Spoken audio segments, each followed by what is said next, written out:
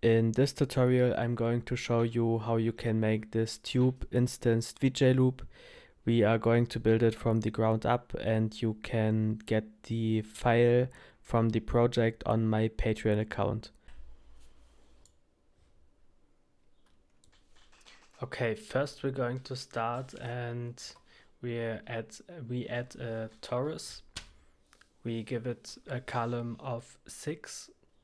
The radius on the Y is 0.1. And then we are going to add the transform, which we're going to use later. For now, I just use it as a little visualizer. And finally, we add a null and rename it to hexagon. Then we make the tube and the array. For that, we are going to use the tube sub, and we give it a height of 2 and rows 10, columns 20. We have to go to the tube, then okay, the height I'm going to change later in the tutorial. I forgot it at this point. Then we're going to add the transform, which we're also going to use later. Then make a copy sub, make a number of copies with 20. And then we're going to translate every copy on the y-axis with the value of -2. And here I'm going to add the uniform scale to 0.95, and the height value of the tube goes to 2. Then it looks like this.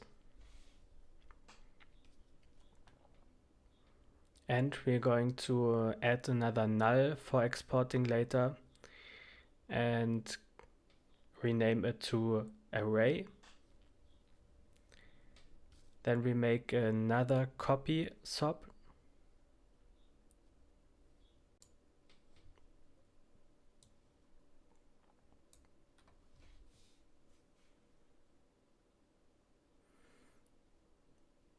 Which I'm going to use later. I'm just gonna copy the first sub and put it between the null and the transform. After the null, I'm going to add a sub to chop.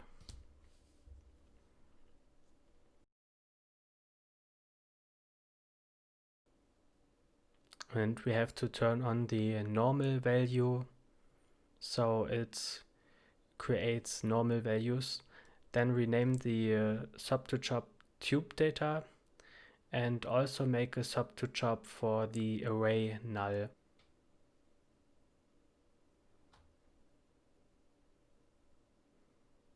Then we add the third thing, which is important. This is the inner hexagon prism we are going to need for the visual, and we're going to use a tube sub for this and turn on end caps. The height value of the tube is going to be 0.1. Of course, you can change it how you like it to be. Then we're going to connect the transform. This is necessary because we're going to rotate it later. Now we don't see it yet. This is because we don't add something. Then we add the null sub and rename it to hex prism. And now we can start instancing the hexagon. So we connect the geo to it. Then we rename the geo, call it outer tube, and turn on instancing and use the array 1 as the default instance OP. Then we're going to choose translate x with tx. There we can see it already started, and then we use ty and tz to get our tube. But as you can see, the tube is fully instanced, but the shapes are too big. So now we can use the transform sub and decrease the uniform scale to 0.1, and we see that the hexagons are now made very little, but they don't align to the tube sub, to the tube instance. And for that we are going to use the second sub to job, and this is the tube data, put it as rotate OP. And this is very important now. We are going to use rotate to X and put in the NX value and NY and Z. So they are now aligned to the tube, but we also have to use the transform sub again and rotate them so that they are facing to the middle of the tube. And then this looks nice now. Okay, make it a little more small. Make it smaller.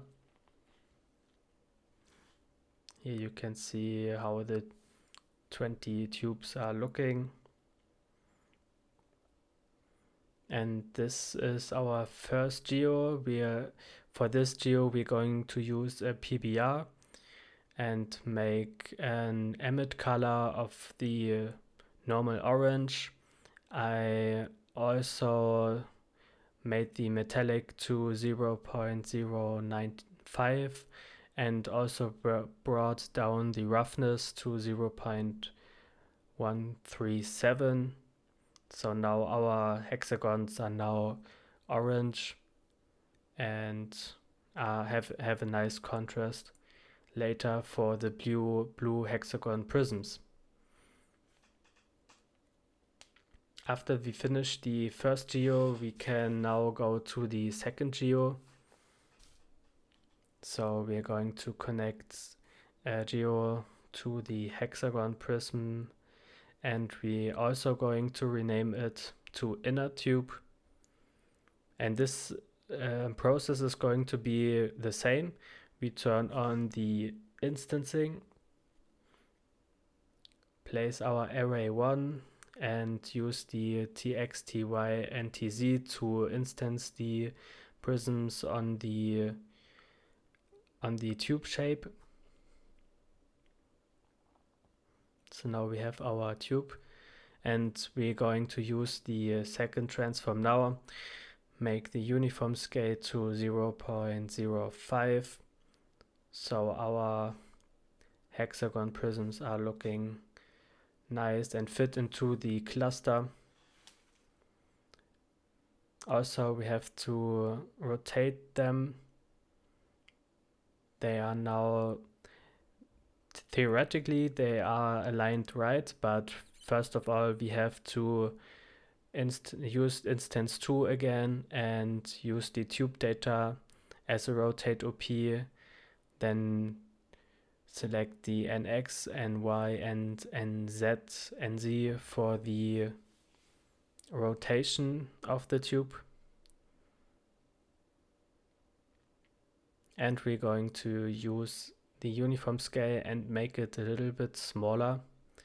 Later in the tutorial I'm going to change this. I'm going to change this because the loop has to be, for the loop to be seamlessly looping, it has to be 1. As material for the second geo, I just copied the PBR and gave it a dark blue color as the emit. And then I align everything because it's very, very good if you have a network which is clean and you can read it good. Then we're going to add the render, camera,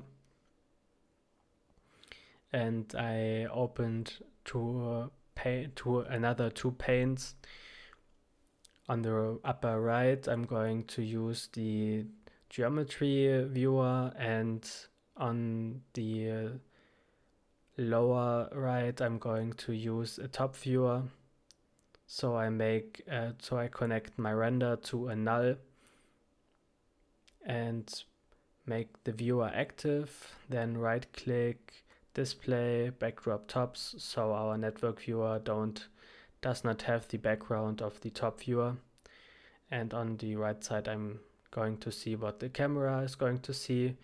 Then I adjust the camera to the 0, 0, 0 point and rotate it on the x-axis with the value of -90, so it looks downwards of the tube. Okay, then I'm going to organize this network a bit, because we have to copy the two geos to make another two instances of the tubes. And so I take time to organize it a bit.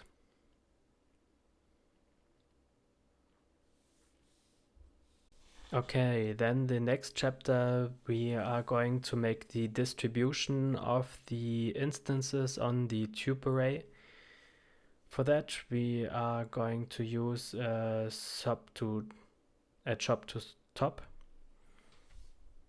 to get the chop data into the top, and we have to use legacy on the data format. Then we're going to connect on the second input of the noise the chop2 and give it a period of 0.3, harmonics 1, harmonic gain 0.8, exponent 0.454, and make it reactive with ABS time.seconds times 0.2.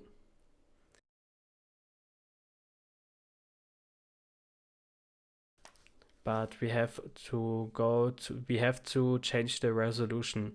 So we go to the X value of the resolution, type OP open brackets with the chop to 1, close brackets, dot width,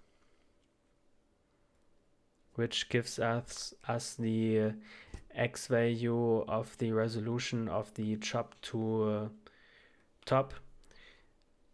So this is 4000. This is these are 4000 instances of the hexagon on the array which we made with the SOPs. Then we add the limits, go to quantize value floor. The value step is 0.64, and then we create a null and call it outer tube.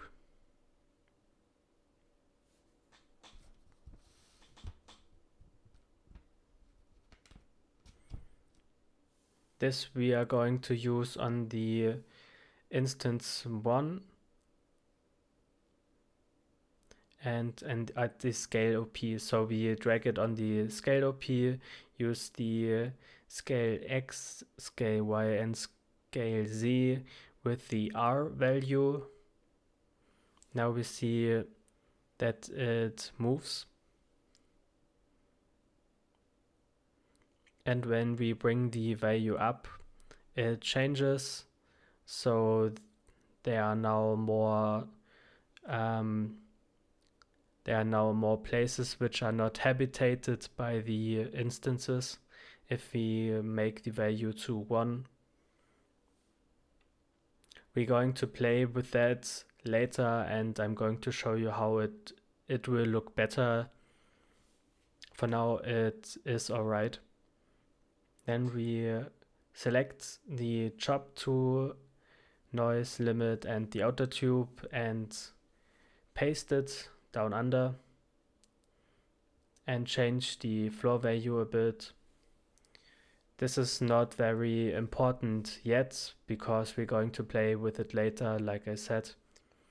Then we call the null inner tube and connect it to the inner, so we drag it onto the inner tube geo and also use the R values on the scale X, scale Y and scale Z.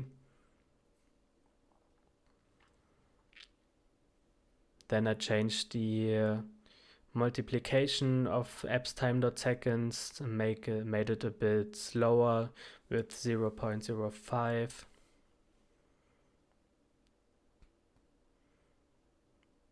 And then we're going to add a null, which is going to be the reference point of our tubes.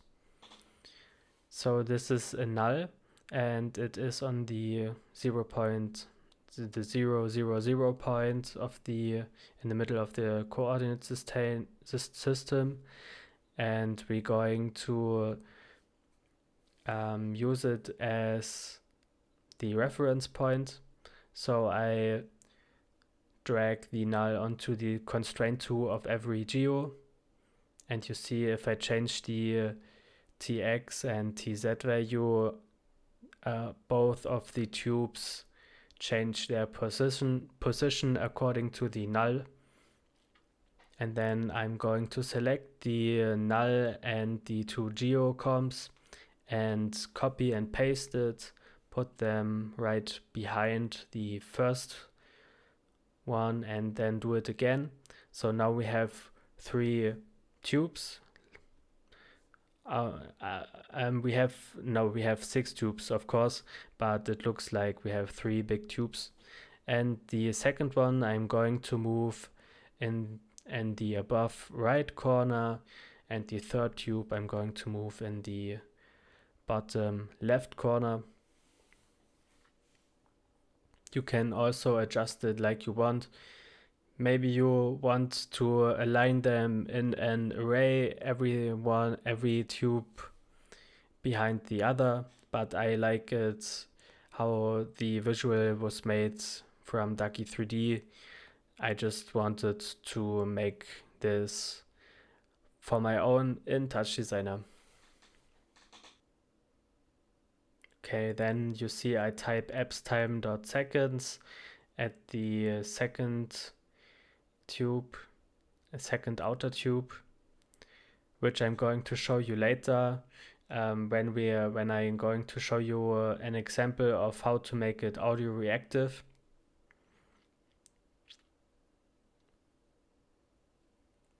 And the next step is to make the camera move through the shape.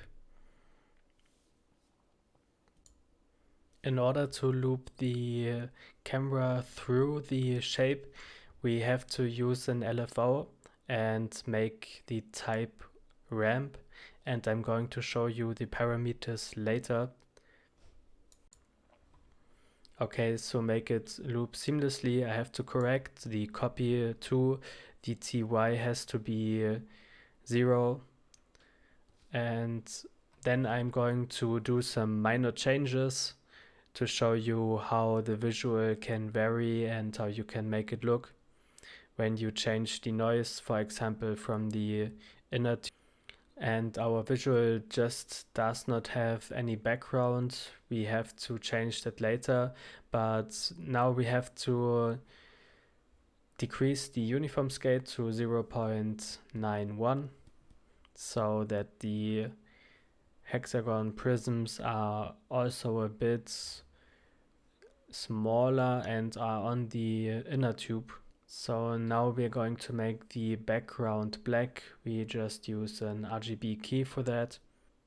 And another change is on the torus, and we made it a little bit more smaller with the 0.05. Then go to the tube and make this thicker with the height of 0.5. So the tubes are a bit more 3D-ish. and I changed something on the emit color. So this blue is also very nice. Of course, you can change the color how you like it. I just took orange and blue because this is complementary and I like those colors. Then we go to the palette and search for the bloom image filter and connect it to the render. The bloom filter makes visuals always, improves them a lot. We're going to change the blur size to 8, the iterations we're going to leave at 5, the threshold maybe down to 0.02, and you already can see that it looks way more better than before the bloom. Okay, there I changed the uniform scale to 1 again from the inner tubes. Touchdesigner is always a creative process, so it's not a way from A to B. Sometimes you have to go back and forth, but this makes it out. Then change the glow level to 0.13. There you see now how you can vary the hexagon prisms. And I left it in the video because it's very important that you can see the change. This is all fluid and you can change this in real time. So then I thought the uniform scale of the hexagon prisms is too much, so I scaled them down a little bit to 0.3. And I also decided to give the inner tubes another color. For that I used a color ramp. I let the left color black and gave the right side a blue color like it was before, but I combined it with a noise and I gave it a little low period value, high harmonics. You can play with this on how you want it, but I also left that in the tutorial because I want to show you these minor changes always affect the result in the end and make the visual complete.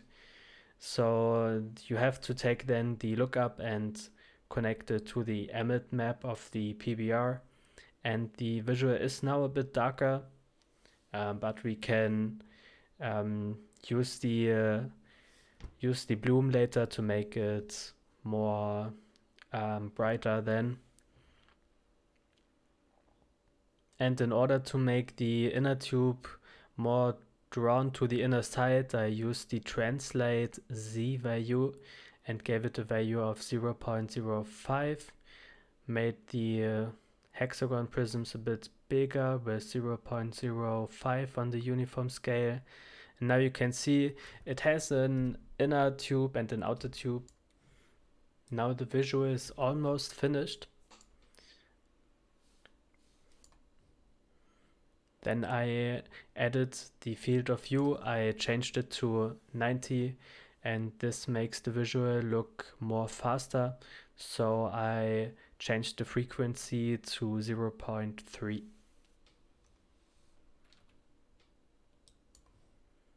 After that, I go to the settings tab of the camera and made on the fog, I chose linear to make the fog. And of course, experimenting with the values is crucial to the process. And in the end, I took 17 for fog near and fog far was about 60. Fog alpha is brought down to 0.03. and the fog, I colored it with dark blue. The visual is finished now, and in the next section I'm going to show you how to make it audio reactive. Alright, so here's the quick example of how you can make it audio reactive. First of all, we are going to add the device out so we can hear the audio, and I will turn the value down to 0.02 so this is not going to be too loud.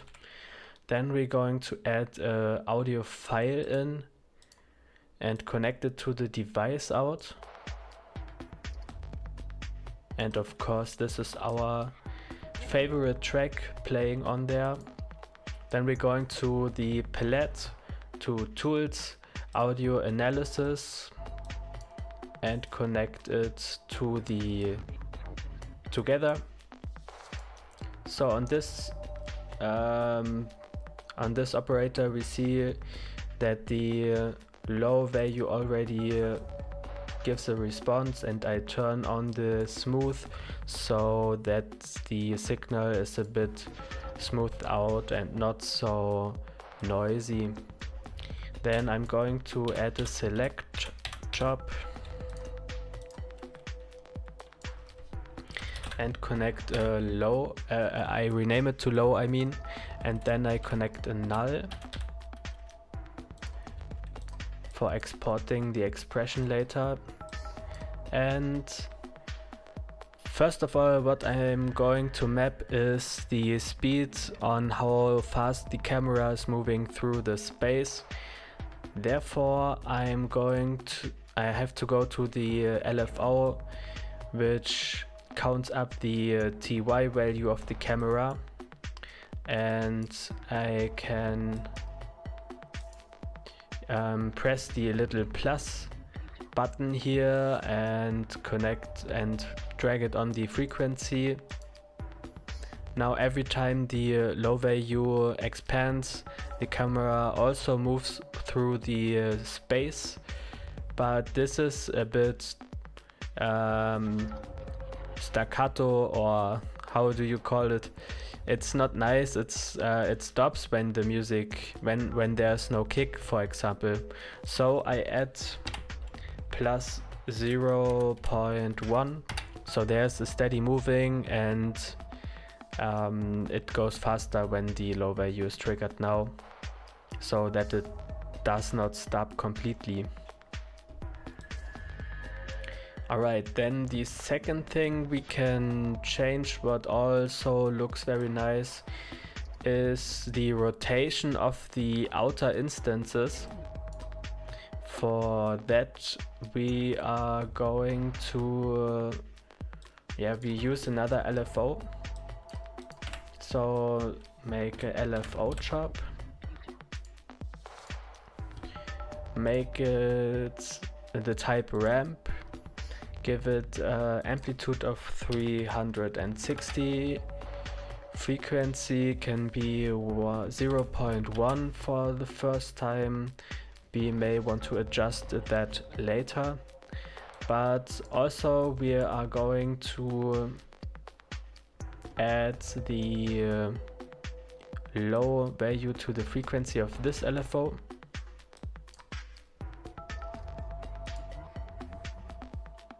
And maybe, and also add 0 plus 0.1, or maybe plus 0.05. Then press shift and select and click on every outer tube comp. So now we can see, so we can change the values of every selected comp when we do that. But first we are going to add a null chop and click again with shift and select them, then press the plus icon and go to the rotate Y and drag the channel 1 of the null onto it. Then chop reference, end it spins when the kick is played. This is a bit too extreme for me, so I'm going to multiply the value with 0.5, which is better now. This amount is enough. Alright, this is the example of how you can animate it. Of course, you can be creative with that and connect other operators or change the distribution or the how fast the distribution changes on the noise maybe. You can change it on how you like it. So thank you for listening. Congratulations, you made it through the tutorial. Today you learned a lot about how to instance hexagons on a big tube array. If you want to support me, I really would appreciate you to subscribe to my Patreon channel. There's also the project file from this tutorial, and I made a Patreon exclusive tutorial on how to make your own Audioreactive event teaser. Thank you for watching, and I hope to see you on the next video.